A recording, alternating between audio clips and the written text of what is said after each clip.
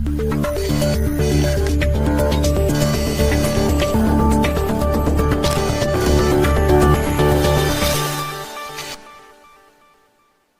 Everyone, मैं कृतिका और आप सभी का स्वागत है न्यूज़ मीडिया 47 के बुक रिव्यू सीरीज में।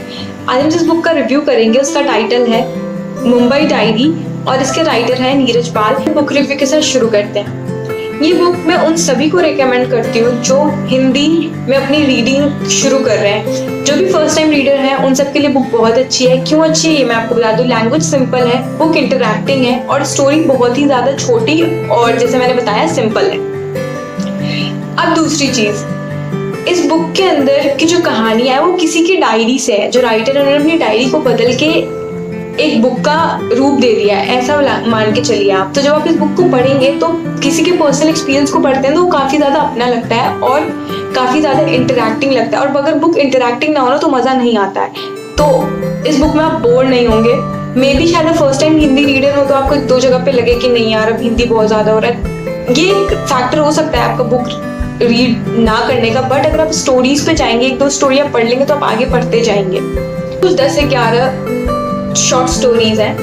उनमें से मैं आपको 2 स्टोरी की कहानी बताऊंगी क्योंकि चैप्टर्स ऑलरेडी छोटे छोटे हैं। तो अगर मैं सबकी समरी बताऊं तो आपका फिर इंटरेस्ट रह ही नहीं जाएगा बुक पढ़ने में। तो मैं 2 बताऊंगी, उससे आपको बुक के स्टैंडर्ड का अंदाजा लग जाएगा, उससे आपको बुक पढ़ने में इंटरेस्ट भी आएगा। तो सबसे पहली कहानी की समरी मैं आपको बताने वाली हूँ। उसका टाइटल है तिरंगों का बाजार। कहानी कुछ ऐसे है कि राइटर हमेशा की तरह अपनी जॉब से छुट्टी पे निकल रहे होते हैं। तो उनके आगे 2 स्टूडेंट्स चल रहे होते हैं जिनकी अभी अभी नौकरी लगी है। तो वो कुछ डिस्कशन कर रहे होते हैं। पहला लड़का बोलता है कि तुम भी कैंपस प्लेसमेंट में ही यहाँ आए हो। तो बोलता है हाँ। फिर वो कहता है कि 10,000 रुपये में आजकल होता ही क्या है, पीजी का रेंट ही इतना ज़्यादा है, उसके बाद अपने खर्चे। तो ये इंटरेक्शन दिखाते हैं वो 2 बच्चों के बीच में। उसके बाद क्या होता है कि राइटर वो दोनों चले जाते हैं। ये एक छोटा सा पार्ट है। यहाँ तक मुझे लगा था कि ये टाइटल क्यों है स्टोरी का, बट आगे की कहानी से आपको पता चल जाएगा कि ये टाइटल क्यों है स्टोरी का।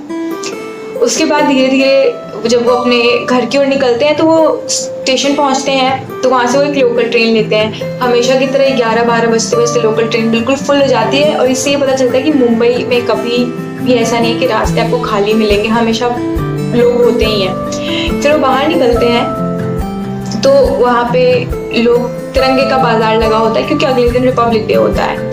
तो कुछ एक औरत आती है तिरंगा बेचते हुए। फिर वो ऑटो वाले के पास जाते हैं। वो बोलते हैं कि आप ये इकट्ठा क्यों कर रहे हैं। तो वो कहते हैं कि इस साल का जो बच गया वो मैं अगले साल बेच दूंगा। ये चीज़ मुझे बहुत इंटरेस्टिंग लगी जिस तरीके से बुक में लिखी गई है। तो जब आप बुक पढ़ेंगे तो आपको भी इंटरेस्टिंग लगेगी। उसके बाद एक बंदा आता है और वो कहता है 2 रुपए में एक झंडा, 2 रुपए में एक झंडा, और अगर इससे सस्ता कोई दे दे तो सारे के सारे झंडे तुम्हारे। इस तरीके की कुछ चीज़ें राइटर ने लिखी और इससे वो ये बताना चाहते थे कि तिरंगे का जो बिजनेस है वो किस तरीके से मुंबई में चलता है। और उस छोटी सी नरेशन से वो बताना चाहते थे कि किस तरीके से मुंबई में भाग दौड़ चल रही है, जॉब्स की, लाइफ की, घरों की।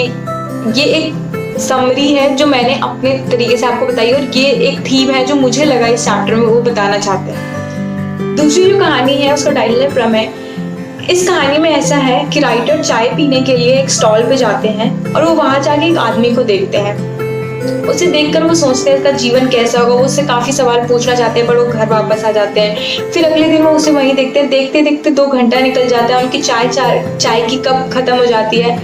फिर वो उससे काफी सवाल पूछना चाहते हैं लेकिन वो उठ जाता है। वो फिर रास्ता क्रॉस करके दूसरे अपने चौल की तरफ जाता है जहाँ वो रह रहा होता है। वो आदमी विकलांग होता है। वो फिर वहां से उस आदमी को कुछ देर तक खड़े होकर देखते देखते फिर वो वापस आ जाते हैं। और लोगों की मदद करने के लिए छोटे छोटे बोर्ड्स लगे होते हैं। एंड में लिखा होता है कि विकलांगों की मदद करने वाला वैसा एक बोर्ड गिर गया। तो उसको अगर आप अपने मन से इमेजिन करेंगे ना तो आप उस पूरे सिचुएशन को इमेजिन कर पाएंगे। जैसे मैं बता रही हूँ तो शायद आप उस चीज को इमेजिन न कर पाए, लेकिन जब आप उसको पढ़ेंगे तो आपके सामने एक पूरा एक स्टॉल लग जाए। वो राइटर चाय की कप के साथ बैठे होंगे। तो जिस तरीके से बुक लिखी गई ना ऐसा लगता है कोई थिएटर का प्ले हो और आप उसे पढ़ रहे हो। तो मुझे ये 2 चैप्टर बहुत पसंद आए। बट ये सारे चैप्टर्स अच्छे। मैं इन 2 चैप्टर की समरी आपको इसलिए बता रही हूँ, इससे आपको सारे चैप्टर्स का एक स्टैंडर्ड पता चल जाएगा। सारे ही चैप्टर्स ऐसे हैं जैसा मैंने बताया है, ऐसा कोई एंड नहीं है कहानी का इस बुक का जो मैं आपको ना बताऊं और एक सस्पेंस देकर चली जाऊं, ऐसा नहीं है।